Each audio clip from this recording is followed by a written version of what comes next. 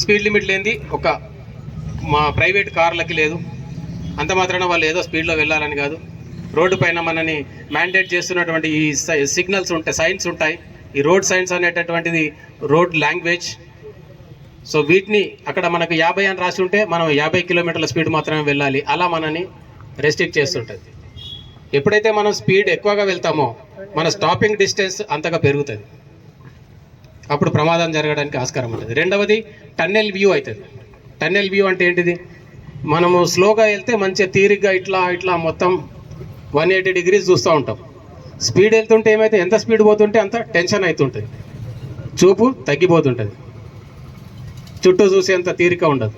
ఎవరన్నా సైడ్ నుంచి వచ్చిందంటే మనం ఆపాలన్నా కష్టం, బ్రేకింగ్ డిస్టెన్స్ స్టాపింగ్ డిస్టెన్స్ కూడా పెరుగుతుంది.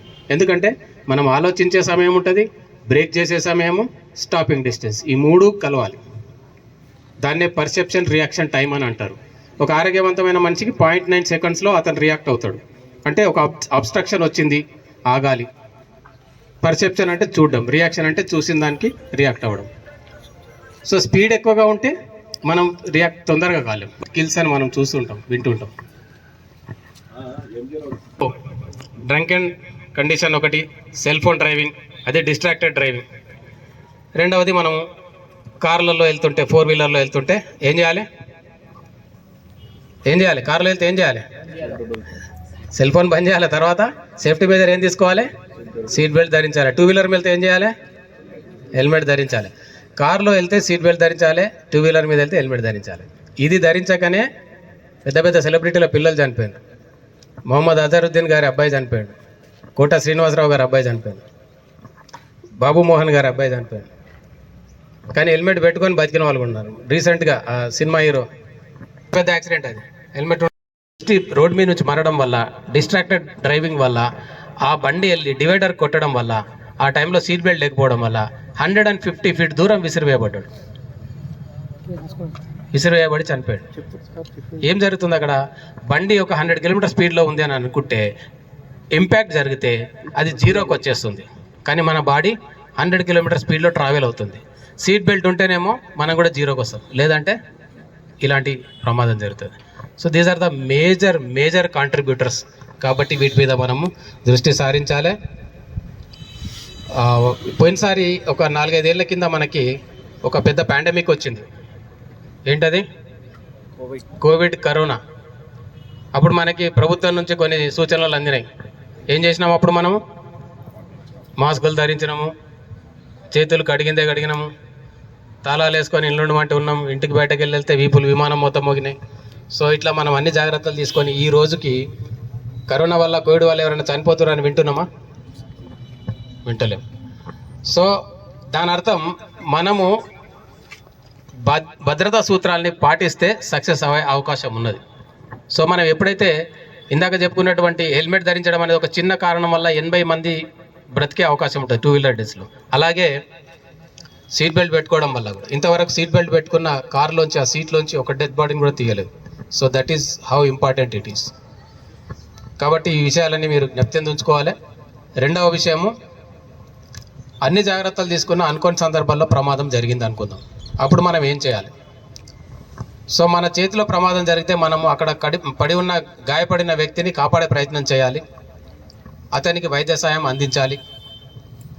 ఒకవేళ అలాంటి అవకాశం లేకపోతే, ప్రమాదం జరిగింది, అక్కడ అందరు మంది జమ అయినరు, మనని ఏమన్నా హామ్ చేస్తారని అనుకుంటే అక్కడి నుంచి వెళ్ళిపోయి దగ్గరలో ఉన్న పోలీస్ స్టేషన్లో ఇన్ఫర్మేషన్ ఇవ్వాలి. లేదు మీరు ఫస్ట్ రెస్పాండర్గా ఉన్నారు, అక్కడ గాయపడి కొందరు వ్యక్తులు పడున్నారు, మీరు ఏం చేయాలి? ఖచ్చితంగా వాళ్ళకు వైద్య సాయం అందించే ప్రయత్నం చేయాలి. ఎందుకు చేయాలి అని అంటే, మొదటి 1 అవర్ ఏదైతే ఉందో ప్రమాదం జరిగిన తర్వాత గాయాల పాలైన వ్యక్తికి, దాన్ని గోల్డెన్ అవర్ అని అంటారు. ఏమంటారు? Golden hour. ఆ గోల్డెన్ అవర్లో కనుక వారికి వైద్య సాయం అందితే వాళ్ళు బ్రతికే ఛాన్స్ 90% పైన ఉంటుంది. కాబట్టి మనం వైద్య సాయం అందించాలి, ప్రాణాలు కాపాడే ప్రయత్నం చేయాలి. కొంతమందికి డౌట్ వస్తుంటుంది, ఇట్లా నేను కాపాడితే నాకేమైనా ఇబ్బందులు వస్తాయేమో, పోలీసు వారు సతాయిస్తారేమో అది అనుకొని. అందుకొరకే అట్లా కాపాడిన వాళ్ళని గుడ్ సమారిటన్ అంటారు. అట్లా గుడ్ సమారిటన్స్కి ఇప్పుడు మొన్నటి వరకు 5,000 రూపాయలు రివార్డు ఉండింది. ఈ మధ్య కాలంలోనే 25,000 రూపాయలు రివార్డు ఇవ్వాలని చెప్పేసి కూడా ప్రభుత్వం నిర్ణయించింది. అలాగే ఏ హాస్పిటల్కి తీసుకెళ్ళినా కూడా వాళ్ళు మొదటగా వైద్య సాయం అందించాలి. ఈ హాస్పిటల్స్ కూడా ఇన్స్ట్రక్షన్స్ ఇచ్చి ఉన్నారు. అది మెడికల్ లీగల్ కేసు అయినా కూడా కేసు సంగ తర్వాత ఫస్ట్ అక్కడ పేషెంట్ మాత్రం అతనికి వైద్య సాయం అందించాలి. సో నిరభ్యంతరంగా మీరందరూ కాపాడే ప్రయత్నం చేయాల్సి ఉంటుంది, మనం చేయగలుగుతాం. సో ఈ చిన్న భద్రతా సూత్రాలతో ఇప్పటికే కొంచెం లేట్ అయింది. సో ఇక్కడికి విచ్చేసిన మీ అందరికీ కూడా, పాత్రికేయ మిత్రులకి, అధికారులకి, డాక్టర్ సాబ్కి, మా జాయింట్ కమిషనర్ చంద్రశేఖర్ గౌడ్ సార్కి మరొకసారి సవినయంగా నమస్కారాలు తెలియజేసుకుంటూ, మాసోత్సవాల సందర్భంగా మరి ఆర్మూర్ ఎంఈఐ వివేకానంద రెడ్డి గారి ఆధ్వర్యంలో గౌరవనీయులు joint commissioner transport Chandrashekar Goud గారు, అలాగే మన డిటిసిఓ గారు, మరి వేదిక మీద ఉన్నటువంటి స్థానిక ట్రాన్స్పోర్ట్ కార్యాలయ సిబ్బంది, నవీన్ తదితరులు, ఈ కార్యక్రమానికి వచ్చేసినటువంటి ఆర్మూర్ ప్రాంతానికి చెందిన అన్ని రకాల ప్రముఖులు, వాహన చోదకులు, పాత్రికేయ మిత్రులు, ప్రింట్ ఎలక్ట్రానిక్ మిత్రులందరికీ కూడా నూతన సంవత్సర మరియు సంక్రాంతి శుభాకాంక్షలు. ఎప్పుడు కూడా మరి నా హాస్పిటల్ పక్కనే ఉన్నటువంటి ఈ ట్రాన్స్పోర్ట్ కార్యాలయంలో చేసే ఈ భద్రతా వారోత్సవాల్లో పాల్గొనడం నాకు ఎప్పటికీ సంతోషంగానే ఉంటుంది. ఎందుకంటే ఇట్లాంటి కార్యక్రమాల పేరిట మనందరి సామాజిక బాధ్యత ఏంటంటే రోడ్ల మీద జరిగే ప్రమాదాలని తగ్గించాలి. ఈ కార్యక్రమాల ఉద్దేశమే జాతీయ కేంద్ర ప్రభుత్వం కానీ, రాష్ట్ర ప్రభుత్వాలు కానీ, ఆ లెక్కకు చూస్తే వరల్డ్ హెల్త్ ఆర్గనైజేషన్ కానీ, మరి యునెస్కోలు కానీ అందరూ కూడా ఆశించేది ఒకటి ఏంటంటే, ఇప్పుడు ఇందాకనే మన వివేకానంద రెడ్డి గారు మరి ఒక డాక్టర్గా చక్కగా చెప్పిండు, అంటే ఒక డాక్టర్ లాగా చెప్పిండు. ఏమనంటే కోవిడ్ నుంచి తప్పించుకున్నాము, ఏది చెప్తే అది చేసినాం, ప్రభుత్వం ఏది చెప్తే అది చేసినామని అట్లా చెప్పినట్టు చేసినాం కాబట్టి దాని నుంచి రక్షించుకోబడ్డాం.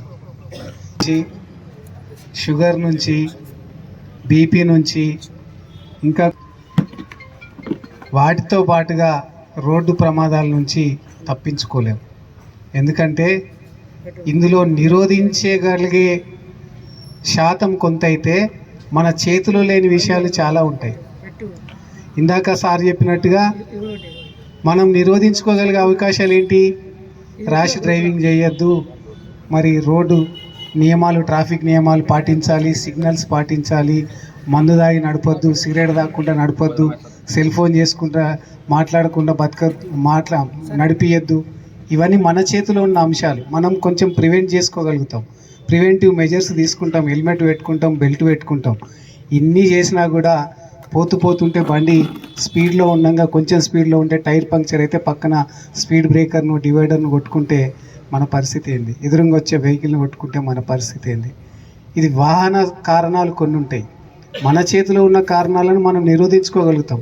మన చేతిలో లేని అంశాలు, ఎదుటివాడు తాగి నడుపుతాడు, వాడొచ్చి కొడతాడు, దాన్ని మన చేతిలో లేని అంశం.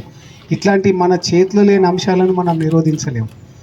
అట్లాగే రోడ్డు కూడా చాలా బెండ్ అయి ఉంటుంది, లేకపోతే గతుకులు ఉంటుంది, లేకపోతే సడన్గా గుంత వస్తుంది.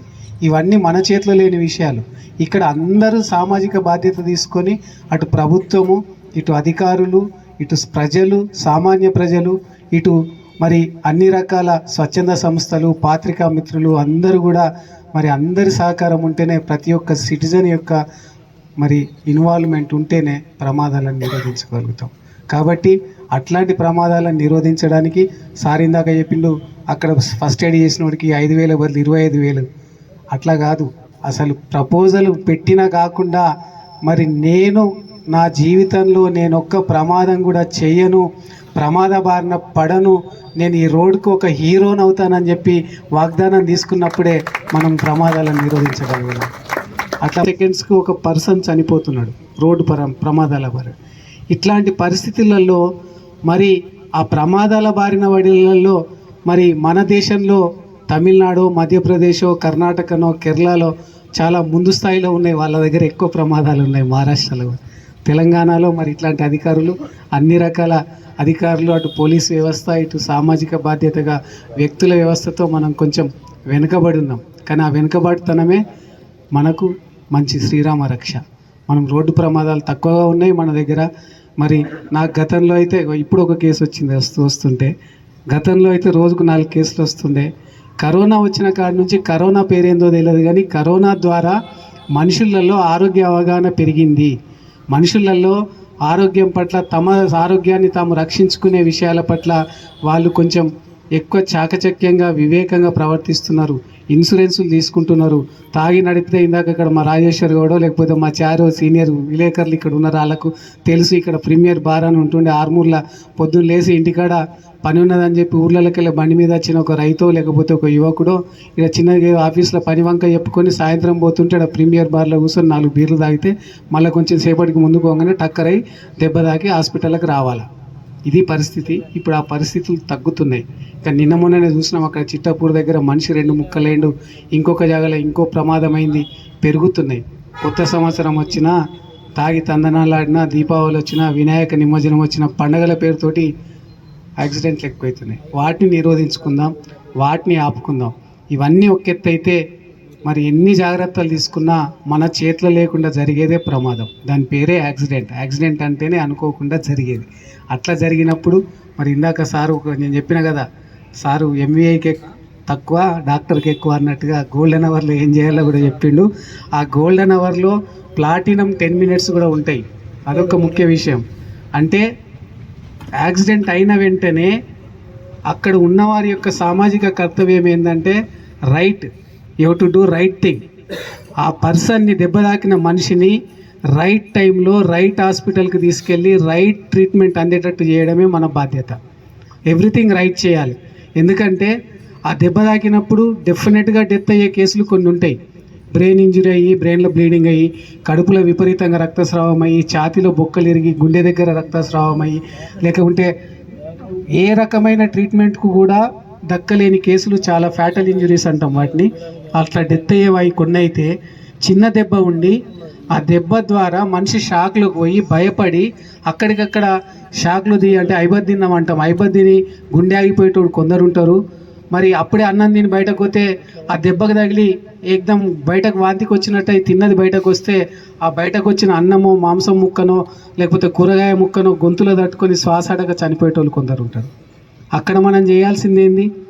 ధైర్యం ఇచ్చి నిజంగా మనిషికి చనిపోయే దెబ్బలు ఉన్నాయా, లేకపోతే చిన్న చిన్న వాటిని ప్రివెంటబుల్ డెత్స్ ఏమన్నా ఉన్నాయా అనేది చూసుకోవడమే ఆ గోల్డెన్ అవర్ యొక్క ప్రాథమిక లక్ష్యం. అటు ప్రైమరీ అసెస్మెంట్ చేయాలి, డాక్టర్లు చేస్తారు, లేకపోతే మెడికల్ నాలెడ్జ్ ఉన్న అంబులెన్స్ వాళ్ళు చేస్తారు. కానీ పౌరులుగా మన పని కూడా అదే. అక్కడ చనిపోయిన అక్కడ వాడు శ్వాస ఆడుతుందా లేదా, ఏబిసిడీలు గుర్తుపెట్టుకొని ఇక్కడికి వచ్చిన ప్రతి ఒక్కళ్ళు. ఏ అంటే ఎయిర్వే, మనిషి ఆ గుండె ఆడుతుందా లేదా, గాలి కొట్టుకుంటుందా లేదా. బి అంటే బ్లీడింగు, బ్రీతింగ్ 2 వస్తాయి. ఎక్కడన్నా తీవ్రంగా రక్తస్రావం అవుతుందా, రక్తం వస్తుందా లేదా. 3 సర్క్యులేషన్ అంటే మనిషికి సరిపడే సర్క్యులేషన్ వస్తుందా లేదా. డి అంటే డిఫార్మిటీ ఏమన్నా ఉందా, అంటే బొక్కలు ఏమన్నా ఇరిగినాయా. ఏబిసిడి. తర్వాత ఈ అనేది హాస్పిటల్కి పోయినాక వస్తుంది ఎగ్జామినేషన్. ఏలో మనం ఏం చేయాలి, శ్వాస ఆడకపోతే నోరు పైకి జరిపి గొంతు తెరిచి మెడను కొంచెం వెనుకకు అంచినట్టుగా చేసి ఛాతి మీద కొంచెం ఒత్తినట్టు చేస్తే సడన్గా ఊపిరి ఆగినోడు కూడా అప్పుడప్పుడు ఊపిరి తీసుకుంటాడు. అది మనమంతా చేయాలి. కొన్నిసార్లు అవసరమైతే గుండె ఆగితే గుండె మీద దబ్బన ఒక ఫిస్ట్ లాగా ఒక ముద్ద ఇట్లా కొట్టినట్టుగా కొట్టి చేస్తే కూడా తప్పులేదు. అది పోలీస్ దెబ్బ కిందికి రాదు, ప్రాథమిక వైద్యం కింద వస్తుంది. దాన్ని కొట్టి కూడా మనం బతికించే ప్రయత్నం చేయాలి. బ్రీతింగ్ రీసెర్చ్ సెట్ చేయాలా. బ్లీడింగ్ ఏమైనా ఉంటే మన చేతిలో తుండు ఉంటే, బట్ట ఉంటే, పక్కన ఏదైనా బట్ట ఉంటే ఆ బ్లీడింగ్ అయ్యే చోట గట్టిగా ప్రెషర్ పెడితే బ్లీడింగ్ ఆగుతుంది. ఎందుకంటే ఆ గోల్డెన్ అవర్లో నీకు ఒక చిన్న రక్తనాళం కట్ అయ్యి శరీరంలో ఉన్న రక్తం 70% 60% రక్తం నువ్వు హాస్పిటల్ పోయే లోపల పోతే అయిపోవలిమి అంటే రక్తంలో, శరీరంలో మరి ఏదైతే మనకు ఉండాల్సిన వాల్యూమ్ కంటే తక్కువ రక్తం అయ్యి మరి ఆ హైపోవాల్యూమియా తోటి గుండెకు రక్త ప్రసరణ తగ్గి కిడ్నీకి రక్త ప్రసరణ తగ్గి కిడ్నీ డ్యామేజ్ అయితే నీకు ఆ రక్తనంను ఆపగలిగినా కానీ తర్వాత కిడ్నీ డ్యామేజ్ తోటి డయాలసిస్ చేసుడో ఎక్కువ ఖర్చుకు పోవడమో లేకపోతే ప్రాణాలు పోవడమో జరుగుతుంది. కాబట్టి చిన్న కిటుకు అయిపోయేటప్పుడే దీపం ఉన్నప్పుడే ఇల్లు చక్క పెట్టాలా, stitch in a time saves nine అని చిన్నప్పుడు ప్రావర్బులు చేసుకుంటాం. ఒక కుట్టు సమయానికి కుడితే మరి మనం 100 చినుగులను ఆపగలుగుతాం. అట్లనే సమయానికి రక్తస్రావాన్ని ఆపితే ఎక్కువ రక్తస్రావమై దాని ద్వారా జరిగే దుష్పరిణామాలను మనిషికి రాకుండా ఉండి ఒక ప్రాణాన్ని రక్షించిన వాడిని అవుతాం. డాక్టర్లు మాత్రమే కాదు ప్రాణాలు రక్షించేటోళ్ళు, సామాజికంగా అవగాహన ఉన్న ప్రతి ఒక్కరూ, ముఖ్యంగా ఇట్లాంటి సీన్లలో ఉండే విలేకరులు, పోలీస్ కానిస్టేబుళ్ళు, ట్రాన్స్పోర్ట్ సిబ్బంది, ప్రతి ఒక్కళ్ళు, డ్రైవర్లు అందరూ కూడా డాక్టర్లే. ఎవరైతే ప్రాణాలు రక్షిస్తాడే వాడే డాక్టరు. ఎంబీబీఎస్ పట్టా ఉన్నాడు, ఎంఎస్ పట్టా ఉన్నాడు డాక్టర్ కాదు. కాబట్టి ఈ అంశాలను మీరు దృష్టిలో పెట్టుకొని మన సామాజిక బాధ్యత, ఒక పౌరులుగా, ఒక మంచి సిటిజన్స్గా మన అందరి బాధ్యత. మనము మన జీవితంలో ఒక యాక్సిడెంట్ చేయకూడదు, అది మొదటి ప్రతిజ్ఞ. మనం యాక్సిడెంట్ లేని సమాజాన్ని నిర్మించడంలో మన వంతు పాత్రను పోషిస్తాం, అది రెండవ ప్రతిజ్ఞ. మూడవది, అట్లాంటిది అనుకోకుండా జరిగినప్పుడు మనవంత బాధ్యతగా ఒక ప్రాణాన్ని నిలపడానికి, ఆ గాయాల బారిన పడకుండా కుటుంబాన్ని రక్షించడానికి. ఎందుకంటే ఒక యువకుడు చనిపోతే ఆ యువకుడి మీద ఆశలు పెట్టుకున్నటువంటి వ్యక్తి, ఆ కుటుంబము ఎన్ని కష్టాలు పడుతుందో, ఎంత బాధపడుతుందో ఎవరన్నా మనకు యాక్సిడెంట్ ద్వారా పోయిన వ్యక్తులుంటే తెలుస్తుంది. ప్రాణాలు పోకున్నా మరి నడుమిరిగి కాళ్ళు చేతులు సచ్చుబడి లేవలేని పరిస్థితిలో ఉంటే పరిస్థితి ఏంది? మరి ఇవాళ రేపట్ల హాస్పిటల్ ఖర్చులు అన్నీ చూస్తుంటే ఖర్చుల మీద కూడా, అంటే కార్పొరేట్కి పోతే ఒక ఖర్చు, మామూలుగా అయితే ఒక ఖర్చు, సామాన్యులు పెట్టుకునే పరిస్థితి కాదు. కాబట్టి ఇన్సూరెన్సులు కూడా చేసుకోండి, అటు సమాజాన్ని కాపాడండి, మిమ్మల్ని మీరు కాపాడుకోండి. చివరగా ఇంకొక విజ్ఞప్తి ఏంటంటే, రోడ్డు మీద యాక్సిడెంట్ అయ్యి సీరియస్ అయ్యి అక్కడే బ్రెయిన్ హెమరేజ్ అయ్యి అక్కడే డెత్ అయితే అయ్యో చనిపోయిందని చెప్పి అక్కడ సానుభూతి చూపిస్తాం. కొన ఊపిరి మీద ఉన్న ఒక వ్యక్తిని ఎవరినన్నా మరి హాస్పిటల్ తీసుకపోతే అది కూడా చనిపోవాల్సిన కేసే అయితే మరి అక్కడ ఉన్న సిబ్బంది కానీ డాక్టర్లు కానీ, అంటే నాకు కాదు సంబంధించింది ఇది, ఎందుకంటే 35 ఏళ్ళలో నా దగ్గర అట్లాంటి గొడవ ఎప్పుడు జరగలేదు, ఎన్ని యాక్సిడెంట్లు వచ్చినా. కానీ అనుకోకుండా అక్కడ డాక్టర్ ట్రీట్మెంట్ చేస్తుండగా మరి 10 మంది వచ్చి అడ్డం వచ్చి ఇది అది అన్నట్టు చేస్తూ ఆ ట్రీట్మెంట్ జరగనియకుండా ఇటు ఆవేశపడి అనుకోకుండా వాళ్ళు చెయ్యంగా కూడా చనిపోతే అక్కడ గొడవలకు దిగి హాస్పిటళ్ళ మీద, డాక్టర్ల మీద, సిబ్బంది మీద దాడులకు కూడా కోల్పోకండి. ఇది కూడా మీ సామాజిక బాధ్యతనే. రోడ్డు మీద చనిపోవడం ఎంతనో అట్లాంటి ప్రమాదంతో హాస్పిటల్కి పోయి కొన ఊపిరి మీద చనిపోవడం కూడా అదే ఒక బాధ్యత అనుకొని, మరి అందులో ఒక భాగమే అనుకొని, ఒక అర్థం చేసుకొని చేస్మెంట్ చేయడానికి సహకరించాలి. కానీ ఆ చేసే వ్యక్తుల పట్ల ఏ రకమైనటువంటి అపోహలకు, దాడులకు ఉపక్రమించద్దని కోరుకుంటూ మీకు అందరికీ మరొకసారి నూతన సంవత్సర శుభాకాంక్షలు తెలుస్తూ, మరొకసారి ముఖ్యంగా మా వివేకానంద రెడ్డి గారు చాలా అలుపెరుగని సేవలు చేస్తున్నారు. మా జేటీఓ గారి దృష్టికి తీసుకెళ్తున్నాను, చంద్రశేఖర్ గౌడ్ గారికి. ఆయన కూడా చక్కటి ఆఫీసర్ అని విన్నాను. మరి మీరందరి సమిష్టి ఆధ్వర్యంలో, మరి ట్రాన్స్పోర్ట్ ఆధ్వర్యంలో, డిపార్ట్మెంట్ ఆధ్వర్యంలో జరుగుతున్నటువంటి ఈ భద్రతా మాసోత్సవాలని మరొకసారి విజయవంతం కావాలని కోరుకుంటూ, నన్ను మీ మధ్య ఉంచినందుకు మీ అందరికీ మరొకసారి, సిబ్బందికి అందరికీ కూడా కృతజ్ఞత. Thank you. మళ్ళీ రోడ్డు మీదకి వస్తాం. కానీ మా యొక్క విజ్ఞప్తి ఏంటంటే, మేమే రోడ్డు మీదకి వచ్చి ఒక పోలీస్ ఆఫీసర్ కోసమో, ఒక ఆర్టీఓ ఆఫీసర్ ఉన్నాడని చెప్పి మీరు బాధ్యత తీసుకోకండి. మీ బాధ్యత, మీ భద్రత అనేది మీ బాధ్యత, మీకోసం, మా కోసం కాదు. దయచేసి ఇది గుర్తుపెట్టుకొని మీరు మీ హెల్మెట్ వాడండి, మద్యం ఎంజాయ్ చేయండి, కానీ ఆ ఎంజాయ్మెంట్ని మళ్ళీ విషాదంగా మార్చుకోకుండా ప్రవర్తించండి. దయచేసి ఈ మేము చెప్పేది, ఈ సూచనలు మీరు పాటిస్తూ క్షేమంగా ఇంటికి చేరుకునే విధంగా ఉండండి. ఇంకొకటి, నెక్స్ట్ ఇంకా వితిన్ ఈ కార్యక్రమం అయిపోయిన తర్వాత, అంటే ఈ మాసాంతం తర్వాత, ఈ రోడ్ సేఫ్టీ అయిన తర్వాత మళ్ళీ కండక్ట్ చేయబడతాయి. మాకు తెలిసిన రిపోర్ట్ ప్రకారము ఫిట్నెస్లు, ఆటో వాళ్ళు కానీ మిగతా వాళ్ళు కానీ ఇన్సూరెన్స్లు ఇంతకుముందు చెకింగ్ ఉన్నప్పుడు బాగా తీసుకునేవారట, ఇప్పుడు తగ్గుతున్నాయి అనేది మాకు కూడా రిపోర్ట్ వచ్చింది. దయచేసి రెగ్యులర్గా ఇన్సూరెన్స్లు చేసుకోండి, ఫిట్నెస్లు చేయించుకోండి.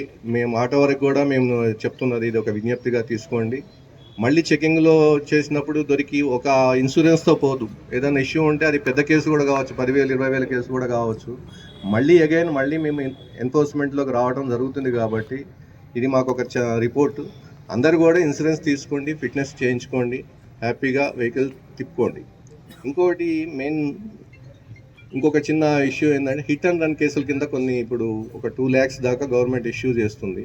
ఎక్కడైతే అంటే బండి జాడ తెలియనప్పుడు ప్రైమరీగా ఇమీడియట్గా హెయిర్స్కి కానీ అంటే ఎవరికైనా వాళ్ళ సంబంధించిన ఎవరికైనా చనిపోతే బండి ఆనవాళ్ళు తెలియనప్పుడు ఇన్సూరెన్స్ క్లెయిమ్ కష్టం అవుతుంది. కాబట్టి ఇమీడియట్ రిలీఫ్ కోసం అని గవర్నమెంట్ నుంచి 2 లక్షల రూపాయలు ఇస్తారు. ఏది చనిపోతే మన యాక్సిడెంట్ అయ్యి అవయవాలు కానీ ఏదైనా మేజర్ ఇష్యూ అయితే మాత్రం ఒక 50,000 దాకా ఉంటుంది. అది త్రూ ఆర్డీఓ గారి ద్వారా, అంటే పోలీస్ ద్వారా మీరు రిక్వెస్ట్ చేసి ఆర్డీఓ గారి ద్వారా మీరు ఇనిషియేషన్ తీసుకొని మీరు ఫైల్ మూవ్ చేసుకుంటే ఈ అమౌంట్ వస్తుంది. తర్వాత బండి దొరికి ఇన్సూరెన్స్ క్లెయిమ్ వచ్చినప్పుడు ఈ అమౌంట్ కట్ అవుతుంది. కాబట్టి ఇది కూడా మీరు దృష్టిలో పెట్టుకోండి. మీకు కాకపోయినా మీరు ఎవరైనా తెలిసినా ఎక్కడైనా యాక్సిడెంట్ జరిగినా ఇట్లాంటివి ఉంటే కూడా మీరు చెప్పి వాళ్ళకి ఎడ్యుకేట్ చేసి దీనికి మనం ఈ ప్రొవిజన్ తీసుకోవచ్చు. So thank you. ఈ అవకాశం ఇచ్చిన వివేకానంద రెడ్డి గారికి మరియు మా జేటీ గారికి కృతజ్ఞతలు తెలియజేస్తూ థ్యాంక్ యూ.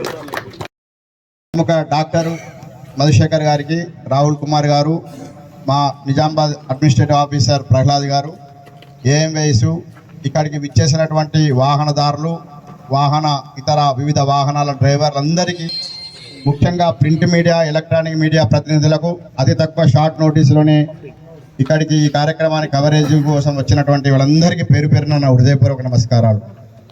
ఈరోజు మన సమాజంలో వ్యాధుల వల్ల మరణిస్తున్న వారి సంఖ్య కన్నా, ఒక వరదల వల్ల మరణిస్తున్న వారి సంఖ్య కన్నా, రోడ్డు ప్రమాదాల వల్ల మరణిస్తున్న వారి సంఖ్య రోజు రోజుకు పెరుగుతుండడం అన్నది మన దేశానికి, మన సమాజానికి, మనందరికీ ఆందోళన కలిగిస్తున్న అంశం. ఇంతకుముందే చెప్పినట్టు దాదాపు ప్రతి సంవత్సరము 5 లక్షల రోడ్డు ప్రమాదాలు జరిగితే 1,60,000 మరణాలు సంభవిస్తున్నాయి. అంటే దాదాపు ప్రతి 3 నుంచి 4 నిమిషాలకు ఒక మరణం మన దేశంలో సంభవిస్తే, మన తెలంగాణ రాష్ట్రంలో దాదాపు 26,000, 2024లో గమనిస్తే 26,000 ప్రమాదాలు జరిగితే దాదాపు 7,000 మంది మరణిస్తుండడం, మనందరం కూడా దీనిపై దృష్టి సారించాల్సిన అవసరం.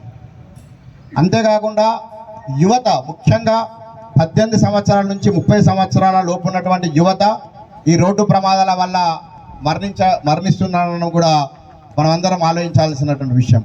దీనికి ప్రధానమైన కారణాలను మనం విశ్లేషిస్తే 75% ప్రమాదాలు మానవ తప్పిదాల వల్లనే రోడ్డు ప్రమాదాలు జరుగుతున్నట్టు ఇటీవల సర్వేలో తేలింది.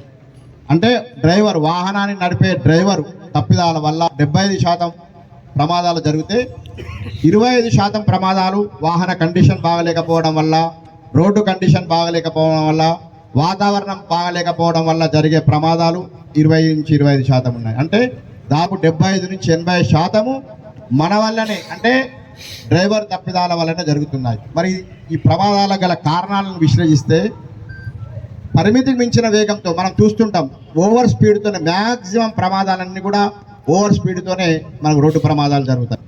ఓవర్ స్పీడ్తోనే కాకుండా సెల్ ఫోన్ డ్రైవింగు, త్రాగి వాహనం నడపడము, హెల్మెట్ ధరించకపోవడము, సీటు బెల్ట్ ధరించకపోవడము, ఇటువంటి మనుషుల కారణాల వల్లనే జరుగుతుండడం వల్ల రోడ్డు భద్రతపై విస్తృతమైనటువంటి అవగాహన కలిగించాలన్న ఆలోచనతో అటు కేంద్ర ప్రభుత్వము, ఇటు రాష్ట్ర ప్రభుత్వము ప్రతి సంవత్సరం ఇంతకుముందు ఒక వారోత్సవాల్లాగానే జరిపే ఈ రోడ్డు భద్రత కార్యక్రమాలు మాసోత్సవాలుగా మార్చడంతోనే మనకు అర్థమవుతుంది దీని యొక్క ఇంపార్టెన్స్, దీని కన్సర్ను, సోషల్ కన్సర్న్ ఏ విధంగా ఉందో.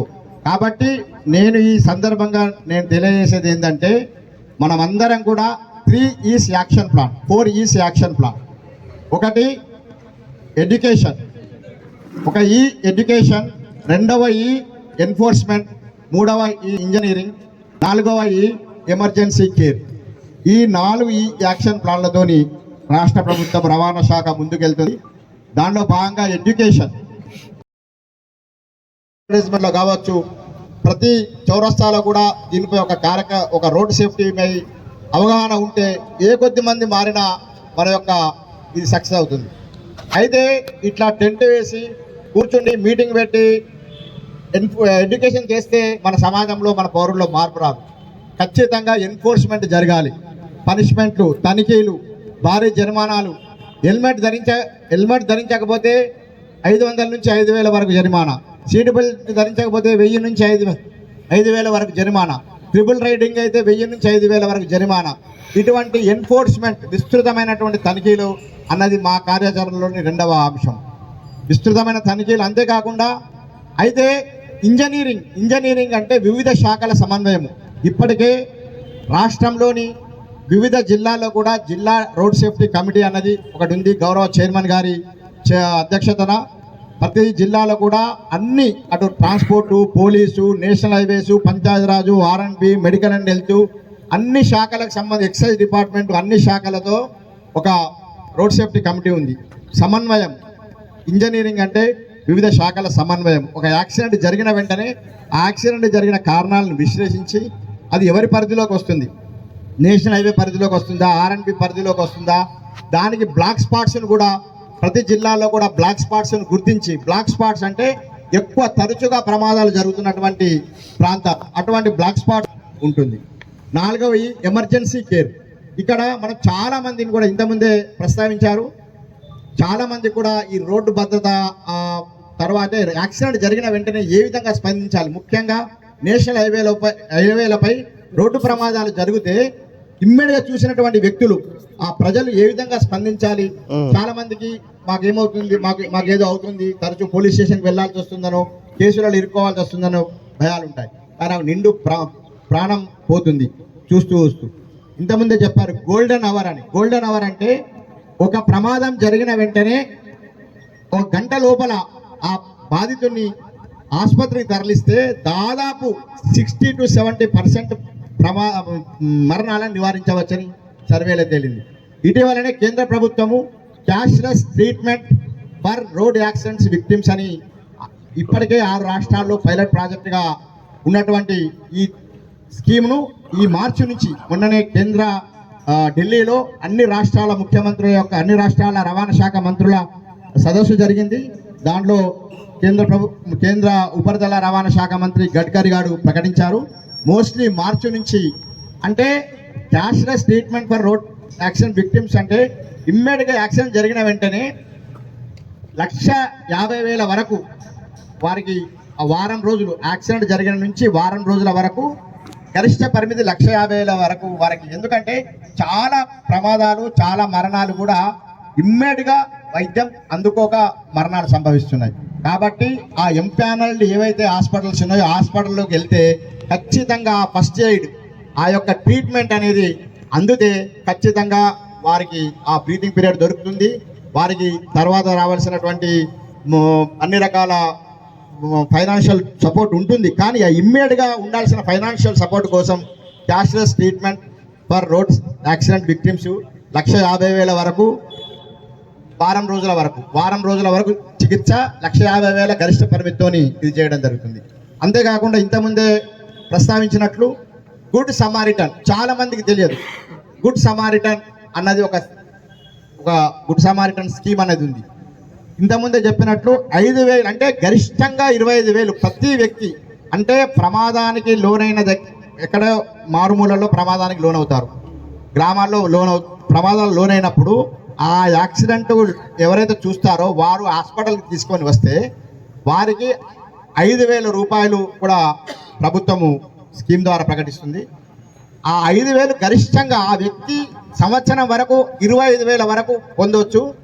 రాష్ట్ర స్థాయిలో అటువంటి వ్యక్తులు ఈ రోడ్ సేఫ్టీపై కావచ్చు, ఇటువంటి వాటిపై చాలా కార్యక్రమాలు చేసిన వ్యక్తులను రాష్ట్ర ప్రభుత్వము 3 వ్యక్తులను ప్రపోజల్స్ను కేంద్ర ప్రభుత్వానికి పంపిస్తే 1,00,000 రూపాయల చొప్పున ఆ 3 వ్యక్తులకు 1,00,000 రూపాయల చొప్పున కూడా ఇవ్వడం జరుగుతూ ఉంది.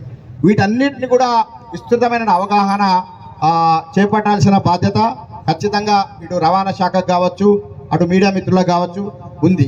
అంతేకాకుండా ఇంతకుముందే చెప్పినారు మా డిటిఓ గారు, hit and run case compensation అని కూడా రోడ్ డెత్ విక్టిమ్స్కు గరిష్టంగా 2,00,000, సీరియస్ ఇంజ్యూరీ అయిన వారికి 50,000 కూడా ఇవ్వడం జరుగుతుంది. వీటి పట్ల అవగాహన లేక చాలామంది కూడా వాటికి సంబంధించినటువంటి సహాయాన్ని కోల్పోవడం జరుగుతుంది. కాబట్టి ఈ రోడ్ సేఫ్టీ కావచ్చు, రోడ్డు యాక్సిడెంట్స్ను నివారించడం కావచ్చు, ఇదంతా ఏ ఒక్క రవాణా శాఖనో పోలీస్ శాఖనో ట్రాఫికో ఇది కాదు. రోడ్డు భద్రత అన్నది సమాజంలోని ప్రతి ఒక్కరి బాధ్యత. Road safety is a social responsibility. దీన్ని నివారించాలంటే మన పెద్ద రాకెట్ సైన్స్ ఏదో ఇంకోటి ఏదో చదువుకోవాల్సిన అవసరం లేదు. ఒక అప్రమత్తత, ఒక జాగ్రత్త వల్లనే, అప్రమత్తత వల్లనే ప్రమాదాలను నివారించవచ్చు. యాక్సిడెంట్ అంటేనే ఒక క్షణకాలం ఏమరపాటుతో జాగ్రత్తగా లేకపోవడం వల్ల జరిగే అవాంఛనీయ సంఘటనని మనం ప్రమాదంగా నిర్వచిస్తుంటాం. కాబట్టి ఒక్క క్షణం ఏమరపాటుగా లేకుండా ఉండాలంటే వాహనం నడిపేటప్పుడు చాలా అప్రమత్తతో మనం ఉండాల్సిన అవసరం ఎంతైనా ఉంది. అంతేకాకుండా అతివేగం వల్ల చాలా ప్రమాదాలు మనకు డాటా చూసుకుంటే కూడా ఓవర్ స్పీడ్ ఎప్పుడు కూడా మంచిది కాదు. ఒక ఇంగ్లీష్లో ఒక కొటేషన్ ఉంది, బెటర్ లేట్ దాన్ నెవర్ అని. అసలు వెళ్లకుండా ఉండేదానికన్నా లేట్గా వెళ్తే మన కొంపలు మునిగేది ఏం లేదు. మనం ఏదో వెళ్ళాలన్న ఉద్దేశంతో స్పీడ్గా అయితే టైం మేనేజ్మెంట్తో అరగంట ముందు బయలుదేరాలి. లేదు పొరపాటున బయలుదేరలేదు, ట్రాఫిక్లో చిక్కుకున్నాము, లేకపోతే ఇంకో విధంగా అయింది. మీరు స్పీడ్గా వెళ్ళడం వల్ల ఎప్పటికీ వెళ్లకుండా ఉంటారు. దానికన్నా లేట్గా వెళ్తే తప్పేం లేదు. అందుకే బెటర్ లేట్ దాన్ నెవర్ అన్నారు. అంతేకాకుండా ఒక ఎక్స్ అనే వ్యక్తి ఉన్నాడు అనుకోండి, ఎక్స్ లేట్ వస్తాడని అనిపించుకోవడంలో తప్పేం లేదు. కానీ ఆ ఎక్స్ లేట్ అయ్యాడు అనుకోండి, లేట్ ఎక్స్గా మనం చెప్పుకోవాల్సి వస్తుంది. చనిపోయిన వాళ్ళు ఏమంటాం, లేట్ అంటాం. కాబట్టి ఆ లేట్గా చెప్పించుకోవడం కన్నా లేట్గా వస్తాడని చెప్పించుకున్నా తప్పేం లేదు. కాబట్టి మన జీవితంతో దాదాపు మన కుటుంబం అంతా ఆధారపడి ఉంది. కాబట్టి మనమందరం కూడా, ఎందుకంటే నిత్యము రోడ్లపై వెళ్ళేది మనమే. క్షతగాత్రులు రక్తసిక్తంతో ఉండి మరణించిన వారికన్నా ఒక కాలో చేతో మొత్తానికే గాయాల పాలై అంగవైకల్యం, శాశ్వత అంగవైకల్యంకు లోనవుతున్నటువంటి వారు చాలామంది ఉన్నారు. కాబట్టి మీరు ఈ రోడ్డు భద్రత అన్నది వారం రోజులు, నెల రోజులకు పరిమితం కాదు. ఇది ఒక నిరంతర ప్రక్రియ. ఇట్ ఈజ్ ఒక మూమెంట్. రోడ్డు భద్రత నినాదం అన్నది ఒక ఉద్యమం లాగా ప్రజల్లోకి తీసుకెళ్లాలనేసి అన్ని శాఖలు, ముఖ్యంగా రవాణా శాఖ, పోలీస్ శాఖ, ట్రాఫిక్ అన్ని శాఖలు కూడా సమన్వయంతో ముందుకెళ్తున్నాయి. ఈ మొదటి నెల అవగాహన సదస్సులు ఏర్పరిచి ముఖ్యంగా ఇక్కడ వాహనాలకు సంబంధించినటువంటి ట్రాన్స్పోర్ట్ వాహన డ్రైవర్లు ఉన్న, ట్రాన్స్పోర్ట్ వాహన లారీ యజమానులు ఉన్న, సంఘాలు ఉన్న వారందరి విజ్ఞప్తి ఏంటంటే, ఈ జనవరి 30 మనకు ట్యాక్సేషన్కు గ్రేస్ పీరియడ్. ఈ జనవరి 30 లోపల, వివేకానంద రెడ్డి గారు అంతే కదా, 30 లోపల త్రైమాసిక పన్నులు చెల్లించని వారు, ముఖ్యంగా క్వార్టర్లీ ట్యాక్స్ కట్టని వాళ్ళు ఎవరైనా ఉంటే, పెండింగ్లో కానీ డ్యూలో కానీ ఏమైనా ఉంటే మీరు చెల్లించండి. 15 రోజులు టైం ఉంది. ఒకవేళ చెల్లించని పక్షంలో ఫిబ్రవరి 1 నుంచి విస్తృతమైన తనిఖీలు రాష్ట్ర వ్యాప్తంగా కూడా చేయడం జరుగుతుంది. ఎందుకంటే మనము ఒక ఎన్ఫోర్స్మెంట్ అనేది లేకపోతే ఎప్పుడు కట్టాల్సినటువంటి మన ట్యాక్సులు కూడా కట్టకుండా రోజు క్వార్టర్లీ పెరిగిపోతుండడం కూడా మేము గమనిస్తున్నాం. కాబట్టి త్రైమాసిక పన్నులు చెల్లించనిచో భారీ జరిమానా, వాహనాలు కూడా సీజ్ చేయడం జరుగుతూ ఉంది. అన్ని శాఖల సమన్వయంతో రోడ్డు భద్రత ఈ కమిటీల సమావేశం కూడా ఏర్పాటు చేయడం జరుగుతుంది. సుప్రీంకోర్టు కూడా రోడ్డు భద్రతపై ఒక కమిటీ వేసింది. ఆ కమిటీ యొక్క గైడ్లైన్స్ ప్రకారం కూడా మేము డ్రైవింగ్ లైసెన్సులు కూడా గత సంవత్సరం దాదాపు 10,000 డ్రైవింగ్ లైసెన్సులు సస్పెండ్ చేయడం జరిగింది. అంటే రాంగ్ సైడ్ వచ్చిన వాళ్ళు కానీ, ట్రిపుల్ రైడింగ్ కానీ, త్రాగి వాహనం నడిపే వాళ్ళు, సెల్ ఫోన్ డ్రైవింగ్, ఇటువంటి కేసులలో కూడా మేము డ్రైవింగ్ లైసెన్సు ఒక్కసారి 2 సార్లు డ్రైవింగ్ లైసెన్స్ సస్పెండ్ చేయడం జరుగుతుంది. 3 సార్లు మించితే ఖచ్చితంగా ఆ సంబంధిత వ్యక్తిని చట్టరీత్యా జైలుకు పంపించే పరిస్థితి కూడా ఉంది. కాబట్టి ముఖ్యంగా మైనర్లకు ఈ సందర్భంగా నేను తెలియజేసేది ఏంటంటే, తల్లిదండ్రులు అందరూ పిల్లలు ఉంటారు.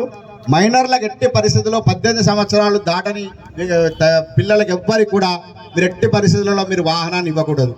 మీరు వాహనాన్ని ఇస్తే దానికి మీరు ఎనలేని శోకాన్ని, బాధను మీరు పొందాల్సి వస్తుంది. ఎందుకంటే వాళ్ళు అత్యుత్సాహం, ఇంతకుముందు చెప్పారు, స్పీడ్ థ్రిల్స్ బట్ కిల్స్. కాబట్టి వాళ్ళు అత్యుత్సాహంతో రోడ్లోకి వెళ్ళి అనుకోని సంఘటనలు జరిగితే మనం సమాజంలో తీరని బాధ ఉంటుంది. కాబట్టి ఈ రోడ్డు భద్రత మీ నియమాలు పాటించుకుంటూ ఈ మనందరం కూడా, ఎందుకంటే నిన్ననే ఒక వీడియో చూశాను, కర్ణాటకకు సంబంధించిన ఒక వీడియో వచ్చింది. ఆ పెడస్ట్రియన్ పాదచారి రోడ్డుపై వెళ్తుంటే ఆ ముందు నుంచి వచ్చి మోటార్ కారు ఆమె అటు నుంచి వస్తుంది, యాక్సిడెంట్ అయ్యి ఆమె చనిపోవడం జరుగుతుంది. అంటే పాదచారులు కూడా రోడ్డుపై ఏ విధంగా ఉండాలని కూడా మనం ఒక ఖచ్చితంగా అవగాహన పెంచుకోవాలి. ఎందుకంటే ఫుట్పాత్లపై నడవాలి, కింద రోడ్డు పక్కన నడిస్తే ఈ విధంగా ఉంటుంది. అంతేకాకుండా ముఖ్యంగా సెల్ ఫోన్తోని ఇప్పుడు మనము డ్రైవింగ్ చేసినప్పుడు ఫోన్ వచ్చిందంటే ఒకటే అనుకోవాలి, అది యమధర్మరాజు నుంచి వస్తున్నట్టు అనుకోవాలి. మనము ఫోన్ లేపినాం అనుకుంటే ఆ యమధర్మరాజుతోనే డైరెక్ట్ కాంటాక్ట్ అయిపోతుంది. అట్లా అనుకొని ఓకే నేను యమధర్మరాజు దగ్గరికి పోయినా పర్వాలేదు అనుకుంటే మీరు 2 వీలర్ నడిపేటప్పుడు ఫోన్ లేపండి, డైరెక్ట్ మీకు యమధర్మరాజే మాట్లాడతారు.